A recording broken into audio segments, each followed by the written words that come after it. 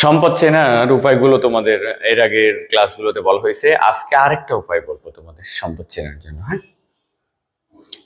আচ্ছা আচ্ছা, সম্পদ এই উপায়টা বলার আগে তোমাদের সাথে একটু ম্যাচ করে দিই, তোমরা যে কাজগুলো দৈনন্দিন লাইফ স্টাইলে করে থাকো।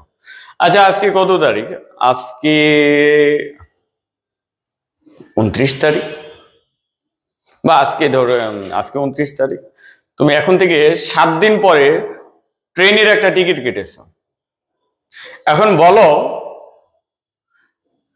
তুমি এসিতে টিকিট কাটলা 900 বা 1000 টাকাতে একটা টিকিট কাটলা রাজশাহী থেকে ঢাকায় যাওয়ার জন্য।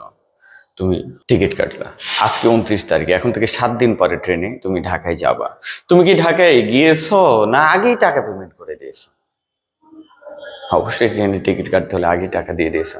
তাহলে ম্যাটারটা কি দাঁড়ালো? আমরা কি সুবিধা নিয়েছি না সুবিধা নেওয়ার আগেই টাকা দিয়ে দিয়েছি? দেখো, 7 দিন আগে টাকা দিয়ে দিয়েছি, 7 দিন পরে ট্রেনে করে আমরা ঢাকায় যাব। কি বুঝলা? এই টাকাটা তোমার কাছে সম্পদ। কেন বলো তো? তুমি তো এখনো সার্ভিস নাও নাই। সার্ভিস না নেওয়ার আগেই তুমি টাকা দিয়ে দিয়েছো। এটাই আর কি, যে আমরা কোনো সার্ভিস না নেওয়ার আগেই যদি টাকাটা পেমেন্ট করে থাকি তাহলে সেটা সম্পদ। হিসাব বিজ্ঞানও তাই। ব্যবসা প্রতিষ্ঠান কারো কাছ থেকে কোনো সার্ভিস নেয়নি, কিন্তু সার্ভিস নিবে এই শর্তে আগেই টাকা দিয়ে দিয়েছে। সুবিধা নিবে বা সেবা নিবে, সার্ভিস নিবে, কিন্তু টাকা পেমেন্ট করেছে আগে, তাহলে ব্যবসার কাছে কি সম্পদ।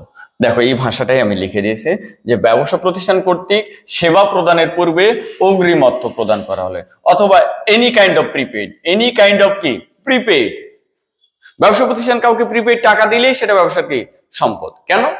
টাকা প্রিপেড করছে, ফ্যাসিলিটিস নেন। ঠিক আছে, আমি বুঝিয়ে দিচ্ছি, খেয়াল করো। বেতন কর্মচারীকে যেদিন জয়েন করেছে, যদিও এটা আসলে জয়েন করার আগে বেতন দেয় না স্বাভাবিক নিয়মে, তো আমরা একটা এক্সাম্পলের খাতিরে বলছি, কর্মচারীকে বেতন প্রদান 60,000 টাকা 2 মাসের জন্য। আচ্ছা, কর্মচারীকে 2 মাসের বেতন দিয়ে দিয়েছে। 2 মাসের জন্য কর্মচারীকে বেতন দিয়েছে, কিন্তু 2 মাস তো এখনো কাজই করে নেই। এক কথা এভাবে ভাবো, কর্মচারী যেদিন জয়েন করছে, যেই দিন কাজে জয়েন করছে, ওই দিন তাকে 2 মাসের বেতন দিয়ে দেওয়া হয়েছে। এখন বলো, তার থেকে সুবিধা নিয়েছি? অবশ্যই নয়। তো সুবিধা নেওয়ার আগে যখন টাকা দিয়ে দেওয়া হচ্ছে, তখন সেটাকে আমরা কি নামে ডাকছি? অগ্রিম বেতন। তাহলে এটা ব্যবসার সম্পদ। তাহলে ম্যাথ করার সময় মনে রাখবা, শুধু বেতন লেখা আছে তাহলে বুঝবা কাজ করেই নিয়ে টাকা দিয়েছি, খরচ। কিন্তু যখনই লেখা থাকবে অগ্রিম বেতন, তাহলে কি সম্পদ। ঠিক একইভাবে অগ্রিম ভাড়া, যেমন আমরা অনেক সময় বাসা ভাড়া নিই না, অনেক সময় আমরা মেসে থাকি, অনেক সময় আমরা মেসে লাইভ লিড করি, অথবা যে ফ্যামিলি নিয়ে কোনো বাসায় থাকছে, তো বাসায় ঢোকার আগেই আমরা কি করি? 3 মাসের ভাড়া দিয়ে দিচ্ছি বা 2 মাসের ভাড়া অ্যাডভান্স দিয়ে দিচ্ছি। আমরা কি সেবা নিয়েছি, সার্ভিস নিয়েছি? অবশ্যই নয়। সার্ভিস নেওয়ার আগেই টাকাটা দিয়ে দিয়েছে, তাহলে ওটা কি সম্পদ। আমরা বীমা কোম্পানিকে টাকা দিচ্ছি আমাদের কোম্পানির প্রোডাক্টের সুরক্ষা সেবা দেওয়ার জন্য। যেমন কোনো কারণে আগুন লাগলে বীমা কোম্পানি আমাদেরকে ক্ষতিপূরণ দেবে। কিন্তু আমরা কি সার্ভিস নিচ্ছি না সার্ভিস নেওয়ার আগেই টাকাটা দিয়ে দিচ্ছি?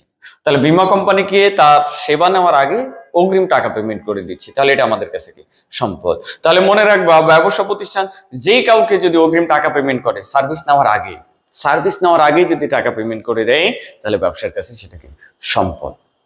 কতক্ষণ সম্পদ? যতক্ষণ সার্ভিস না নেওয়া হবে। যেমন এখন অনেকের বাসায় প্রিপেইড মিটার, বিদ্যুৎ বিলের, আমরা কি করছি? বিদ্যুৎ সুবিধা নেওয়ার আগে বিদ্যুৎ বিল দিয়ে দিচ্ছি, তাহলে এই টাকাটা আমাদের কাছে কি সম্পদ। যখন আমরা বিদ্যুৎ ইউজ করছি, ধীরে ধীরে ওটা কি হচ্ছে? খরচ। ধীরে ধীরে ওটা কি হয়ে যাচ্ছে? খরচ। তো জাস্ট এখানে খরচেরও একটা আইডিয়া দিয়ে দিই, এখান থেকে পেয়ে যাওয়া। সাপোজ ওই যে একটু আগে বললাম যে